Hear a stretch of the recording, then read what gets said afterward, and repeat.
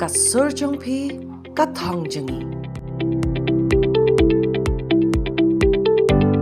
Menteri Rang Badu Kari Narendra Modi ulas dang bun tiliki project penroy bat ka jing ai dawai HPV habro kawai kari na Ajmer Rajasthan.